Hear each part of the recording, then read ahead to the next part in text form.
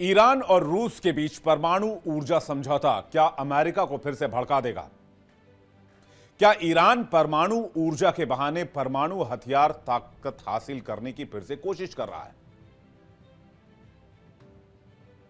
क्या पाकिस्तान और सऊदी के बीच परमाणु रक्षा समझौता, डिफेंस डील, मिडिल ईस्ट में और ग्लोबल साउथ में पावर बैलेंस को बिगाड़ रहा है?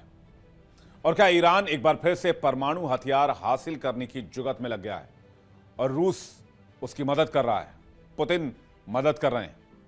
नमस्कार, आप देख रहे हैं बात साफ है। मैं हूं आपके साथ विवेक शांडिल्य। ईरान परमाणु हथियार हासिल नहीं कर पाए, इसके लिए अमेरिका और इजराइल ने अपनी पूरी ताकत झोंक दी। अमेरिका के राष्ट्रपति डोनाल्ड ट्रंप ने कहा कि ईरान कभी भी परमाणु हथियार हासिल नहीं कर सकता है। हालांकि ईरान के सुप्रीम लीडर आयतुल्लाह खामनेई ने साफ कर दिया कि तेहरान किसी भी हाल में शांतिपूर्ण उद्देश्य के लिए चल रहे अपने परमाणु कार्यक्रम को नहीं रोकेगा। मौजूदा हालात को देखकर ऐसा लगता है कि अमेरिका और इजराइल चाहे जो कर ले, लेकिन वो ईरान के परमाणु कार्यक्रम को रोक नहीं पाएंगे, क्योंकि अब रूस ईरान की ढाल बनकर उतर गया है। रूस ने ईरान के साथ एक ऐसा समझौता किया है जिससे दोनों देश मिलकर तेहरान में 8 परमाणु पावर प्लांट बनाएंगे। यह बात ईरान की एटॉमिक एनर्जी के मुखिया मोहम्मद इस्लामी ने मॉस्को में कही है। फिलहाल ईरान में सिर्फ एक परमाणु संयंत्र चालू है, जो दक्षिणी शहर बुशहर में स्थित है। इसे रूस ने बनाया है और इसकी क्षमता 1 गीगावाट की है। रूस और ईरान के आपसी संबंध मजबूत हैं। रूस ने अमेरिका और इजराइल की ओर से ईरानी परमाणु ठिकानों पर किए गए हमलों की आलोचना भी की थी। 13 जून को इजराइल ने ईरानी परमाणु ठिकानों और मिलिट्री बेस पर एयर स्ट्राइक की थी। इस हमले में ईरानी आर्मी के टॉप कमांडर और परमाणु वैज्ञानिकों समेत 1000 से ज्यादा लोग मारे गए थे। ईरान ने मिसाइल और ड्रोन हमलों से जवाब दिया, जिसमें दर्जनों इजरायली लोगों की जान गई। अमेरिका ने भी ईरान के 3 परमाणु ठिकानों पर बमबारी की। ईरान का कहना है कि उसका परमाणु कार्यक्रम पूरी तरह से शांतिपूर्ण है और सुरक्षित है। लेकिन सवाल यही बड़ा है कि क्या वाकई ईरान रूस की यह डील दुनिया के लिए शांतिपूर्ण साबित होगी? क्योंकि ईरान की एटम बम की चाहत दुनिया से छिपी नहीं है। ईरान ने 13 जून को ही इजराइल के हमलों से पहले अपने हथियार ग्रेड के यूरेनियम संवर्धित भंडार को और बढ़ा लिया था। अंतर्राष्ट्रीय परमाणु ऊर्जा एजेंसी IAEA की गोपनीय रिपोर्ट में इस बात का खुलासा हुआ है। रिपोर्ट में कहा गया है कि यह आंकड़ा ईरान की ओर से उपलब्ध कराई गई जानकारी 17 मई 2025 और 12 जून 2025 के बीच एजेंसी सत्यापन गतिविधियों और संबंधित सुविधाओं के पिछले संचालन पर आधारित है। यह यूरेनियम हथियार ग्रेड के 90% तक पहुंचने से पहले की केवल एक तकनीकी और औपचारिकता भर रह गई है। इस सीक्रेट रिपोर्ट में यह भी कहा गया है कि 13 जून तक ईरान का कुल संवर्धित यूरेनियम भंडार 9874.9 किलोग्राम था, जो मई में जारी अंतरिम रिपोर्ट से 627.3 किलोग्राम की इजाफे को दर्शा रहा है। यूएन की परमाणु निगरानी संस्था ने कहा कि 13 जून के बाद से ईरान की घोषणाओं को एकत्रित करने और सत्यापित करने के लिए आवश्यक क्षेत्रीय गतिविधियों का संचालन करने में वह सक्षम नहीं रहा, जिनका उपयोग पहले रिपोर्ट किए गए भंडार में परिवर्तन का अनुमान लगाने के लिए किया गया था। अंतर्राष्ट्रीय परमाणु ऊर्जा एजेंसी के अनुसार अगर 60% संवर्धित यूरेनियम को 90% तक संवर्धित कर दिया जाए तो लगभग 42 किलोग्राम यूरेनियम सैद्धांतिक रूप से एक परमाणु बम बनाने के लिए पर्याप्त है। रिपोर्ट के मुताबिक IAEA जून में इजराइल और अमेरिकी बमबारी से प्रभावित ईरान के स्थलों का निरीक्षण दोबारा शुरू करने पर किसी समझौते पर अभी नहीं पहुंच पाया है। लेकिन आज की तारीख में सबसे बड़ा सवाल यह है कि क्या ईरान का परमाणु ऊर्जा कार्यक्रम सिर्फ परमाणु ऊर्जा कार्यक्रम भर रहेगा, या भविष्य में इसका गलत इस्तेमाल हो सकता है? क्योंकि दुनिया यह बात जानती है कि ईरान परमाणु बम बनाने के बहुत करीब है और उसकी परमाणु बम की चाहत किसी से छिपी नहीं है। IAEA का मानना है कि ईरान का परमाणु कार्यक्रम सिर्फ नागरिक उद्देश्यों के लिए ही नहीं है। यही इजराइल का भी मानना है, जबकि ईरान लगातार कहता रहा है कि उसका परमाणु कार्यक्रम शांतिपूर्ण इस्तेमाल के लिए है। IAEA का मानना है कि ईरान ने परमाणु अप्रसार समझौते का उल्लंघन किया है, ना ही वो यूरेनियम संवर्धन से जुड़े सवालों का जवाब दे रहा है। आईएए की रिपोर्ट में कहा गया था कि ईरान ने इतना यूरेनियम संवर्धित कर लिया है कि उससे 9 परमाणु बम बनाए जा सकते हैं। इसे यूरेनियम 235 कहा जाता है। इसलिए इजराइल ने मध्य ईरान के इस्फहान राज्य में स्थित नतांज परमाणु फैसिलिटी को निशाना बनाया था। ईरान की राजधानी से 250 किलोमीटर दूर नतांज में अत्याधुनिक परमाणु संवर्धन केंद्र है। इसे ईरान के परमाणु कार्यक्रम का दिल कहा जाता है। यह एक रेगिस्तानी इलाके में है। साल 2002 में सैटेलाइट फोटो से पता चला कि ईरान ने नतांज में बड़ी संख्या में सेंट्रीफ्यूज मशीनें लगा रखी हैं। इनका इस्तेमाल यूरेनियम को संवर्धित करने के लिए किया जाता है। परमाणु बम बनाने के लिए यूरेनियम को 90% संवर्धित करना होता है। अनुमान है कि ईरान ने इजराइल के हमले से पहले तक 60% तक यूरेनियम संवर्धन कर लिया था। इसके बाद वो 9 परमाणु बम बनाने की स्थिति में है। सैटेलाइट और हवाई हमलों से बचाने के लिए ये सभी कार्य जमीन के अंदर सुरंगों और बंकरों में किया गया। अब सवाल यह उठता है कि परमाणु ऊर्जा और परमाणु बम में बेसिक अंतर क्या है। बात तो परमाणु ऊर्जा की हो रही है, फिर परमाणु बम की चर्चा क्यों हो रही है? यूरेनियम संवर्धन के द्वारा परमाणु बम बनाने के लिए जरूरी यूरेनियम 235 की मात्रा बढ़ाई जाती है। परमाणु हथियार के लिए 90% यूरेनियम संवर्धन चाहिए, जबकि बिजली उत्पादन के लिए 3 से 5% संवर्धन होना ही काफी है। ईरान के पास इतनी सेंट्रीफ्यूज मशीनें हैं कि वो यूरेनियम संवर्धन तेजी से कर सकता है। इसलिए संवर्धन की तेजी को परमाणु बम बनाने की कोशिश के रूप में देखा जाता है। इसका तकनीकी पक्ष यह है कि प्राकृतिक यूरेनियम में 0.7% U35 और 99.3% U38 होता है। परमाणु हथियार बनाने के लिए 90% U35 यूरेनियम चाहिए होता है। प्राकृतिक यूरेनियम को सेंट्रीफ्यूज मशीनों से संवर्धित करके परमाणु हथियार बनाने के लिए यूरेनियम 235 बनाया जाता है। बिजली उत्पादन के लिए 3 से 5% संवर्धन होना चाहिए, जो कि ईरान ने 2006 में ही हासिल कर लिया था। इसके बाद नतांज और फोर्डो में वो 19.75% संवर्धन तक पहुंच गया। आईएए इसकी जानकारी साझा कर चुका है। इसके बाद 2015 में ईरान ने संयुक्त व्यापक कार्य योजना JCPOA के तहत कुछ शर्तें मान ली थी। इसमें यूरेनियम संवर्धन 3.67% करना, सेंट्रीफ्यूज की संख्या कम करना, कम संवर्धित यूरेनियम का भंडारण 300 किलोग्राम तक करना था। इन शर्तों को मानने पर ईरान को कई प्रतिबंधों में राहत दी गई थी। ईरान ने अपने परमाणु कार्यक्रम को ऊर्जा और चिकित्सा कार्यों के लिए बताया था, लेकिन आईएईए के साथ असहयोग करने के कारण यह माना गया कि वो परमाणु बम बनाने की ओर अग्रसर है। और जब रूस इस बार परमाणु ऊर्जा के लिए फिर से ईरान के साथ आया है, तो दुनिया का यह मानना है कि ईरान कहीं ना कहीं फिर से परमाणु बम बनाने की कोशिश करेगा, क्योंकि प्रचुर मात्रा में संवर्धित यूरेनियम परमाणु बम बनाने के लायक उसके पास मौजूद है। बात साफे में फिलहाल इतना ही। सीधे लिए चलते हैं न्यूज रूम और करते हैं इस मुद्दे पर अपने सहयोगियों के साथ विस्तार से चर्चा। आपका विवेक ने हमें बताया कि किस तरह से रूस और ईरान के बीच में ये जो न्यूक्लियर पावर प्लांट्स बनाने को लेकर समझौता हुआ है और परमाणु बम बनाने को लेकर या परमाणु प्लांट बनाने को लेकर दुनिया भर में इतनी होड़ क्यों मची हुई है। नमस्कार, मैं हूं आशीष सिन्हा और न्यूज रूम में आपका स्वागत है। दरअसल ये ईरान और रूस के बीच में ये समझौता मॉस्को में हुआ और इस समझौते पर पूरी दुनिया की नजर थी। ईरान की योजना 2040 तक 20 गीगावाट परमाणु ऊर्जा बनाने की है, जिसमें 8 नए परमाणु संयंत्र जो हैं वो बनाए जाने हैं। इनमें से 4 न्यूक्लियर प्लांट दक्षिणी प्रांत के बुश शहर में बनाए जाएंगे। आपको ध्यान में होगा कि अभी हाल में ही जब ईरान और इजराइल के बीच जंग छिड़ी हुई थी, उस समय बुश शहर को बहुत ज्यादा चर्चा में आया था, क्योंकि वहां पर एकमात्र इस समय परमाणु संयंत्र है जो रूस की मदद से चलता है, जो 1 गीगावाट जो है उसकी क्षमता है।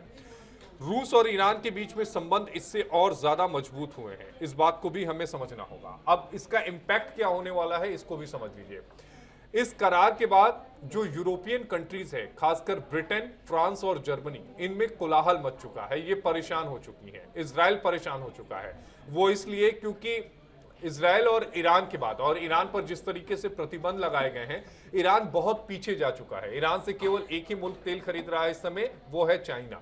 ईरान, अगर हम बात करें अर्थव्यवस्था में, तो पिछड़ी हुई अर्थव्यवस्थाओं में से एक है, लेकिन यहाँ पर एनर्जी का मिलना, यहाँ पर बल का मिलना और यहाँ पर बिजली का मिलना, ये बतलाता है कि आने वाले समय में जो ईरान चाहता है, जिस परमाणु हथियार बनाने के मकसद से वो चीज़ों को आगे जाता है, क्या उस पर आगे तेजी से वो चलेगा। और यही वजह है कि चाहे हम यूरोपियन कंट्रीज की बात करें, चाहे ईरान की बात करें और सीधी इसकी मैं अगर बात करूं इजराइल की बात करूं या फिर अमेरिका की बात करूं, अमेरिका में इसकी गूंज ज्यादा तेजी से सुनाई दे रही है क्योंकि एक नया जियोपॉलिटिकल जो गठबंधन है वो और ज्यादा मजबूत हो जा रहा है। इससे पहले भी ईरान और रूस में संबंध थे, लेकिन अब ये संबंध और ज्यादा मजबूत हो गए हैं और ये बात वॉशिंगटन डीसी को अखड़ रही है। देखिए, आने वाले समय में मुझे लगता है कि हफ्ता भी नहीं होता, हम कहेंगे डेज विद इन में आशीष ऐसा हो रहा है कि एक देश जो है उसकी चीज़ को कंज्यूम करने में, उसको रिपोर्ट करने में हम अभी हटते ही हैं तो एक और चीज़ जो है वो किसी देश को लेकर सामने आ जाती है। अगर हम मिडिल ईस्ट की बात करें, वेस्टर्न कंट्रीज़ की बात करें, उनमें तो लगातार हम देख रहे थे, कभी सऊदी अरब हो, कभी पाकिस्तान हो, कभी अमेरिका हो, तो आपस में हम देख रहे हैं एक पूरा चेंजिंग सिनेरियो जो है वो नज़र आ रहा है। लेकिन रशिया और ईरान की नज़दीकें पहली दफ़ा नहीं है कि सामने आई। उनके रिलेशंस पहले से अगर हम कहें तो अच्छे ही हैं। और अगर डिफेंस क्षेत्र में भी बात करें तो जब टेंशन्स इजराइल और ईरान के बीच में हुई थी तो तब भी कयास लगाए जा रहे थे कि बहुत पॉसिबल है कि ऐसा हो सकता है कि रशिया जो है वो बैकफुट पर ईरान के नजर आए, लेकिन ऐसा हुआ नहीं। हमने देखा था कि सीज फायर जो है वो हो गई थी। लेकिन ये और बड़ा टर्निंग पॉइंट है क्योंकि अब खुलकर हम देख रहे हैं गीतू की चीजें सामने निकल कर आ रही है कि कौन देश जो है वो किसके साथ खड़ा हुआ है और उसके पीछे उसके ऑल्टर मोटिव्स क्या है, यानी वो किस मोटिव के पीछे जो है वो एक देश के साथ कोई डील साइन कर रहा है, चाहे वो न्यूक्लियर डील हो या फिर डिफेंस डील हो।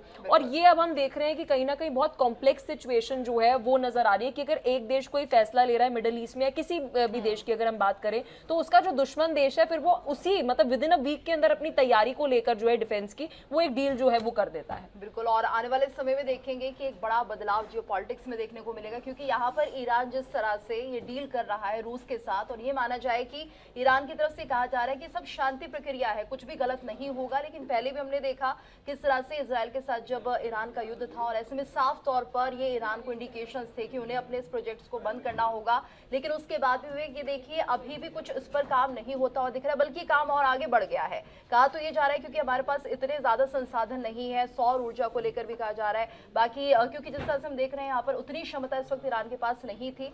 हालांकि जो न्यूक्लियर प्लांट्स उनके दबने की बात कही गई, मलबा अभी यहाँ पर है, तो बहुत पॉसिबल है कि कुछ और भी बदलाव और कुछ और चेंजेस जो है हम आने वाले समय में देखेंगे। देखिए, इसमें दो पहलू मैं देखता हूँ। एक तरफ तो परमाणु हथियारों की बात हो रही है और दूसरा है क्लीन एनर्जी। तो क्लीन एनर्जी की नीड इस वक्त धरती को है और एक अच्छी खबर मैं दर्शकों के साथ साझा करना चाहूँगा।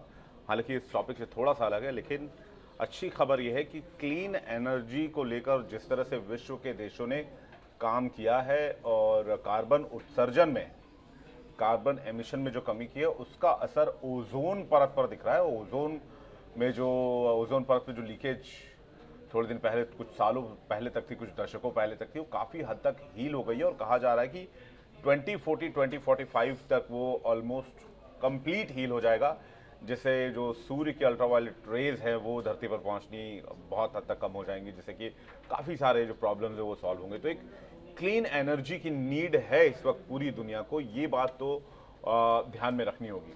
अब ईरान और रूस में जो डील हुई है वो क्लीन एनर्जी को लेकर हुई है, परमाणु प्लांट को लेकर हुई है, परमाणु ऊर्जा को लेकर हुई है। लेकिन दूसरी तरफ जो ईरान ने अभी तक कोशिश की है वो ये कोशिश की है कि किसी तरह से वो परमाणु हथियार हासिल कर ले। लेकिन परमाणु हथियार आखिरकार वो कैसे हासिल करेगा, इसके लिए उसने बहुत कोशिशें की, बहुत चुनौतियों का सामना किया। अमेरिका उसके सामने आकर खड़ा हो गया। अभी हाल ही में ईरान के न्यूक्लियर साइट्स पर कहा जा रहा है कि अमेरिका ने बॉम्बिंग की थी, B-2 बॉम्बर का इस्तेमाल किया था। उसमें अमेरिका ने कहा था कि ईरान के परमाणु कार्यक्रम को हमने कई सालों पीछे धकेल दिया है और वो जो कार्यक्रम है वो अब ठंडे बस्ते में चला गया है। तो यहाँ पर अगर तो ईरान ने, मैं तो ये मानता हूँ, अगर ईरान ने परमाणु एनर्जी को लेकर ये डील की है तो इसमें कोई शको शुबा और संदेह नहीं होना चाहिए, क्योंकि क्लीन एनर्जी की नीड्स आज हर किसी को है। लेकिन अगर ये गुपचुप तरीके से रूस मदद करेगा अगर ईरान को परमाणु शक्ति बनने में, तो फिर यहाँ पर पावर बैलेंस जो है बिगड़ सकता है, दिक्कत आ सकती है। आशीष, क्या कहेंगे आप? जाहिर तौर पर, क्योंकि अगर हम ईरान के इतिहास को देखें तो ईरान अभी से नहीं, 1950 का वो दौर था, मुझे ध्यान में है कि जब शाह मोहम्मद रजा पहलवी हुआ करते थे, उनके समय से ही ईरान जो है वो परमाणु हथियार बनाना चाहता था और एटम्स फॉर पीस की योजना उस समय बनाई गई थी। आपको ध्यान में होगा कि 1955 में ईरान में पहला परमाणु जो संयंत्र है उस बनाने के लिए, उस संयंत्र को बनाने के लिए खुद अमेरिका ने उसकी मदद की थी। 1970 के दशक की अगर बात करें तो चाहे जर्मनी हो या फ्रांस हो, ईरान के साथ परमाणु जो योजना है उसके साथ मिलकर वो काम कर रहे थे। लेकिन ये बात कहां पलटती है जब 1979 में इस्लामिक क्रांति होती है। इस इस्लामिक क्रांति के बाद वहां पर पहलवी की जो सत्ता होती है वो चल जाती है और कट्टरपंथियों के हाथों में ये सत्ता आती है। उसके बाद फिर जो पश्चिमी मुल्क हैं वो मदद करने से ईरान को इनकार कर देते हैं, जिसके बाद ईरान की तरफ से बार बार समय समय रहते हुए कोशिश की जा रही थी। 2002 में अमेरिका की एक खुफिया रिपोर्ट सामने आई जिसमें यह दावा किया गया कि ईरान जो है वो गुप्त रूप से यूरेनियम जो है वो इकट्ठा कर रहा है। अमेरिका, यूरोप ने इसको लेकर गहरी चिंता जताई थी और उसके बाद कई सारे प्रतिबंध, चाहे यूरोपियन कंट्रीज हो, चाहे अमेरिका हो, चाहे यूएन हो, उन्होंने ईरान के ऊपर लगाए, जिसके बाद ईरान की अर्थव्यवस्था जो थी वो पूरी तरीके से डगमगा गई। जो हालिया हमला ईरान और इजराइल के बीच में हुआ वो रिपोर्ट थी कि ईरान के पास 60% से ज्यादा जो है वो यूरेनियम उसके पास मौजूद है और 90% तक वो हथियार बनाने के करीब पहुंच गया था। यानी महज 10% अगर और उसे समय मिलता तो 10% का काम वो पूरा कर लेता। अमेरिका, यूरोप और इजराइल लगातार ये आरोप लगाते रहे कि ईरान जो है वो हथियार बना सकता है, लेकिन ईरान जो है वो बार बार ये कहता है कि ये हमारी सुरक्षा को लेकर है। लेकिन सवाल तो ये भी उठता है कि आखिर परमाणु हथियार बनाने की होड़ क्यों, जिसका एकमात्र और सबसे प्रमुख वजह है वो है सुरक्षा और दिक्कत। जब खुद को कोई मुल्क जो है वो असुरक्षित महसूस करता है तो वो हथियार बनाने की तरफ वो कदम बढ़ाता है जी। एटम का मतलब यह है कि अगर आपके पास एटॉमिक हथियार आ जाता है तो कोई दूसरा मुल्क आप पर हमला नहीं करेगा, इसकी गारंटी हो जाती है। आज की तारीख में अगर आप देखें तो मुस्लिम कंट्रीज में पाकिस्तान ने अभी यूएई के साथ करार किया था। उसके पीछे वजह यही थी कि पाकिस्तान के पास एटॉमिक हथियार है। ऐसा नहीं है कि पाकिस्तान कोई बहुत विकसित मुल्क है, पाकिस्तान तो वैसे भी गुर्बत में जी रहा है, लेकिन एटॉमिक हथियार मिलने के बाद ये कहा जाता है कि हाँ दूसरा मुल्क हमला नहीं करेगा। इसका उदाहरण पलक और हमें उत्तर कोरिया को देखने को मिलता है। वो समय समय पर जो है वो आंखें दिखाता रहता है अमेरिका को, लेकिन अमेरिका उत्तर कोरिया का कुछ नहीं कर लेकिन पाता। इस पूरे सिनेरियो में देखिए हम एकदम क्लीन चिट जो है वो भी ईरान को नहीं दे सकते हैं न्यूक्लियर वेपन को लेकर, क्योंकि जिस विषय में विवेक ने बात करी उस पर भी थोड़ा एनालिसिस जरूरी है, तो दे ही नहीं सकते क्योंकि हम ईरान की बात करें तो ईरान को पिछले लंबे समय से इलेक्ट्रिसिटी की जो सप्लाई है उसमें बहुत शॉर्टेज का सामना करना पड़ रहा है। ईरान एक ऐसा एरिया है जहां पर गर्मी की अगर हम बात करें तो सबको पता है मिडिल ईस्ट में बहुत ज्यादा गर्मी जो है वो पड़ती है। शायद इंडिया के कंपैरिजन में वहां पर एनर्जी नीड्स जो है वो ज्यादा होंगी। अगर हम 2024 का एग्जाम्पल ले तो यहाँ पर 70 गीगावाट कहा जा रहा है कि वहां पर एनर्जी की एकदम से नीड आ गई, यानी कि इलेक्ट्रिसिटी नीड आ गई। अब बूशहर की अगर बात करें, अगर मैं सही हूँ सर्दर्न एरिया में ईरान के, वहां पर इनका एक प्लांट है जहां से महज 1 गीगावाट जो है इलेक्ट्रिसिटी इनको सप्लाई मिल जाती है, और उसमें आप देखिए कि 70 गीगावाट जो है जो आपको एनर्जी की जरूरत है।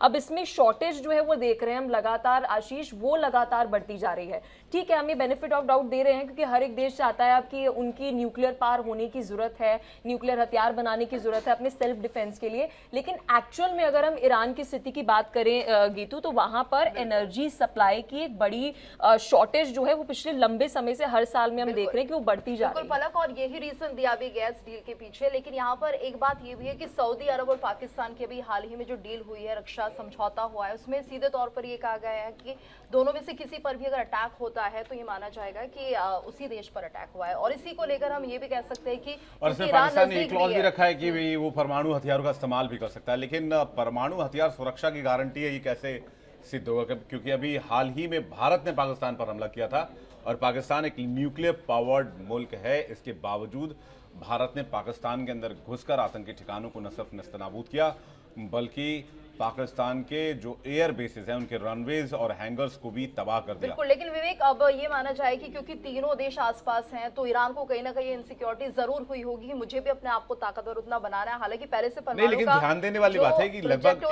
193 से 200 के आसपास देश हैं पूरी दुनिया में, लेकिन सिर्फ 9 देशों के पास परमाणु हथियार है, जैसे कि अमेरिका, रूस, चीन, यूके, फ्रांस, भारत, पाकिस्तान, उत्तर कोरिया पर और इसको लेकर विवेक मैं संभवतः अवेयर नहीं, इजराइल। शायद आप लोगों को जानकारी हो, अगर आपको न्यूक्लियर एनर्जी जब बनानी होती है तो उसके लिए भी यूरेनियम एनरिचमेंट तो करना ही पड़ता है ना। बिल्कुल, बिना यूरेनियम के कैसे होगा? आप बिना वो नहीं कर यू- सकते, तो वो फिर बात तो वही होगी, वही कान यहाँ से कंट्रोल पकड़ा जाए वही पीछे से। कंट्रोल्ड तरीके से उसको कराया जाता है, जिससे कि वो इस लेवल पर एक्सप्लोजन yes। का, वो एनर्जी क्रिएट करना, एक्सप्लोजन में वो दो अलग अलग चीजें हो जाती है।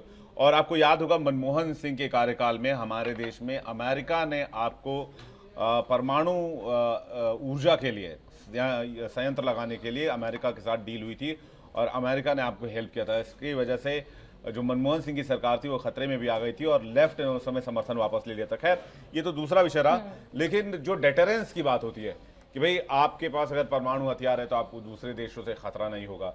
आज अगर ईरान के पास परमाणु हथियार होता तो ये बात सही है कि उस पर अमेरिका हमला करने से पहले हिचकता, उस पर हमला नहीं करता। नॉर्थ कोरिया के पास इतनी मिसाइलें, इतनी चीज़ें हैं, लेकिन उसने परमाणु हथियार भी बना रखे हैं। और कहा जाता है कि नॉर्थ कोरिया को टेक्नोलॉजी पाकिस्तान ने ही बेची थी और पाकिस्तान की टेक्नोलॉजी के आधार पर ही नॉर्थ कोरिया ने बम बनाया। तो ऐसा नहीं है कि जो है न्यूक्लियर टेक्नोलॉजी मार्केट में अवेलेबल नहीं है या फिर उससे कोई बम नहीं बना सकता। हाँ, यूरेनियम एनरिच करके और अगर वहां तक पहुंचने की बात होगा तो फिर उस पर तो अमेरिका जो है वो अगर अपनी हम ताकत ये का इस्तेमाल सपोज कर करेगा। रहे हैं कि सारी कंट्रीज, मतलब जितनी वर्ल्ड में कंट्रीज हैं, सारी न्यूक्लियर पावर बन जाएं, तो चीजें विध्वंसक होंगी, डिस्ट्रक्टिव होंगी या फिर वॉर्स ही नहीं होंगी? आपका ओपिनियन क्या है इस पे? देखिए, मुझे ऐसा लगता है कि ये मुमकिन ही नहीं है कि दुनिया के सारे देश जो है वो न्यूक्लियर पावर अचीव कर रहे हैं, क्योंकि न्यूक्लियर बॉम्ब वाला पावर, हथियारों वाली जो ताकत है, मैं उसकी बात कर रहा हूँ। क्योंकि आपने देखा कि उसके ऊपर कुछ आप इंडिया को मत भूलिए। आपके जब भारत ने पोखरण में परमाणु परीक्षण किया था तो दुनिया भर के सैंक्शंस लगाए गए थे भारत के ऊपर। भारत को उस समय इतनी दिक्कत हुई थी, इतने प्रॉब्लम्स आए थे, क्योंकि अमेरिका ने भर के सैंक्शंस लगा दिए थे भारत के ऊपर और भारत को उस समय अपनी इकोनॉमी चलाने तक मुश्किल हो गई थी। लेकिन इसके बावजूद अटल बिहारी वाजपेयी सरकार ने पोखरण परमाणु परीक्षण किया और भारत एक न्यूक्लियर पावर मुल्क बना। लेकिन ये जरूरी इसलिए था क्योंकि आपके पड़ोस में बैठा एक ऐसा मुल्क है जिसकी नीति और नियत पर भरोसा नहीं किया जा सकता, पाकिस्तान। और पाकिस्तान ने भी परमाणु हथियार हासिल कर लिए थे, तो इसलिए बहुत जरूरी था कि भाई हम जो है न्यूक्लियर पावर मुल्क बने। आपकी अदावत किन मुल्कों के साथ है, ये बहुत इंपॉर्टेंट है। अगर तो ईरान को अमेरिका से टक्कर लेना तो फिर तो उसको परमाणु बम चाहिए ही चाहिए। परमाणु बम के बगैर वो कुछ कर ही नहीं सकता और ईरान और अमेरिका में दूरी इतनी है। अगर मिसाइल्स भी हैं तो वो इंटरकॉन्टिनेंटल बैलिस्टिक मिसाइल्स भी हैं तो उसको अमेरिकी डिफेंस सिस्टम खाक कर देगा। लेकिन धीरे धीरे मुझे लगता है कि परमाणु जो हथियार रहेंगे वो एक तरह से बेकार होते चले जाएंगे और ये न्यूक्लियर एनर्जी की बात आगे चली जाएगी। क्योंकि आज की तारीख में वॉर जो है वो कुछ दूसरे तरीके का हो गया। आज ड्रोन से वॉर हो रहे हैं, इंफॉर्मेशन वॉर हो रहे हैं। आज जो नई नई टेक्नोलॉजी आ रही है जैसे कि इंफ्रारेड और लेज़र गन्स जो है वो तैयार किए जा रहे हैं। अभी हाल ही में DRDO ने शोकेस किया था जिसमें कि एक फ्लाइंग ऑब्जेक्ट को लेज़र गन से मार गिराया था। इसके अभी थोड़े दिन पहले आपको चाइना का विक्ट्री डे परेड याद होगा, उसमें बड़े बड़े लेज़र वेपन दिखाए गए जो कि इस्तेमाल किए जा सकते हैं चाइना की तरफ। और जिसके पास जितना इंफॉर्मेशन होगा, जिसके पास स्पेस में जितनी ताकत होगी, उसी का राज रहेगा, उसी का वर्चस्व चलेगा। अब स्पेस में एक दूसरे को काउंटर करने के लिए आर्मी बाकायदा स्पेस यूनिट बना रही है। इंडिया में भी इंडियन आर्मी इस पर काम कर रही है जो कि स्पेस वॉर और बाकी चीज़ों के ऊपर काम करेगी और उस पर काम ऑलरेडी शुरू हो चुका है, यूनिट ऑलरेडी असाइन हो चुकी है, तो उस पर भी काम चल रहा है। तो न्यूक्लियर हथियार एक तरह का डेटरेंस हथियार तो रहेगा, लेकिन अब शायद ही कोई मुल्क इसका इस्तेमाल करे। लेकिन अब जब सबसे बड़ा सवाल यह है ना कि पाकिस्तान के पास न्यूक्लियर वेपन है, पाकिस्तान की न्यूक्लियर वेपन अगर किसी दिन तालिबान के हाथ लग गए तो पहला बम तो अमेरिका पर फटेगा, क्योंकि तालिबान का सबसे बड़ा दुश्मन अमेरिका को मानता है वो, और अमेरिका अपना सबसे बड़ा दुश्मन तालिबान और अलकायदा को मानता है। देखिए, भारत में भी अगर बात करेंगे ना तो भारत में भी परमाणु ऊर्जा का एक बड़ा सोर्स है। अगर हम एनर्जी नीड्स की बात करें, वैसे कुल बिजली उत्पादन का भी 3% ही है, लेकिन इसको बढ़ाने की योजना है। अभी भारत में 8 परमाणु ऊर्जा संयंत्र काम कर रहे हैं, कुल 25 रिएक्टर काम कर रहे हैं। ये संयंत्र 7 से 8 राज्यों में फैले हुए हैं, जैसे कि महाराष्ट्र के तारापुर में है, गुजरात के जो काकरापार है वहाँ पर है, राजस्थान के रावत भाटा में है, कर्नाटक के कैगा में है, तमिलनाडु के कूनुकुलम में है, आंध्र प्रदेश के कलपक्कम में है, उत्तर प्रदेश के नरौरा में है और MP के मही बैंड में है। और जो 2024-25 है उसमें परमाणु ऊर्जा से कुल 57 टेरावाट घंटा यानी कि TWH बिजली उत्पादित हुई, जो कुल बिजली उत्पादन का बस अभी 3% ही है। तो भारत जैसे विशालकाय देश में जहां पर एनर्जी नीड्स इतनी ज्यादा है, फिर भी आप परमाणु से अभी 3% ही पूरा कर पा रहे हैं। इसके अलावा आपके पास विकल्प वही कोल बेस्ड एनर्जी है, हाइड्रो पावर्स हैं और सोलर एनर्जी है। क्लीन एनर्जी में बस सोलर एनर्जी और हाइड्रो पावर्स है। इसके अलावा आप जो है वो कोयले पर डिपेंड करते हैं, क्योंकि यहाँ पर भी आज पूरी दुनिया की ये नीड बन चुकी है। और जैसा कि थोड़ी देर पहले पलक ने बताया कि ईरान एक तरह से बिजली शॉर्टेज की क्षमता जो है वो बिजली शॉर्टेज की दौर से जो है वो गुजर रहा है, और इसलिए यहाँ पर ईरान को बहुत ज़रूरी है कि वो क्लीन एनर्जी हासिल करे। लेकिन जैसे कि आशीष बता रहे हैं कि इसमें डाउट ये है कि इसकी क्या गारंटी, इसको मॉनिटर कौन करेगा कि वो इसको परमाणु हथियारों में कन्वर्ट नहीं करेगा। और ईरान ने जिस दिन परमाणु हथियार हासिल किया उस दिन अमेरिका और इजराइल के ऊपर सबसे बड़ा संकट हुआ, क्योंकि ईरान इन दोनों को सबसे बड़ा दुश्मन मानता है। तो ये एक क्लॉज है इसमें जिसमें थोड़ी सी परेशानी है, थोड़ा सा डाउट है, और इसको मॉनिटर कौन करेगा ये सबसे बड़ा सवाल है आशीष। जाहिर तौर पर इसको मॉनिटर कौन करेगा, यही सबसे बड़ा सवाल है। और अब देखना होगा कि आने वाले समय में पश्चिमी मुल्क और खासकर अमेरिका इस पूरे मसले को लेकर क्या कुछ करते हैं। न्यूज रूम की आज इस चर्चा में इतना ही। हम कल फिर आपके सामने एक नए विषय के साथ रूबरू होंगे, आपके साथ मुखातिब होंगे।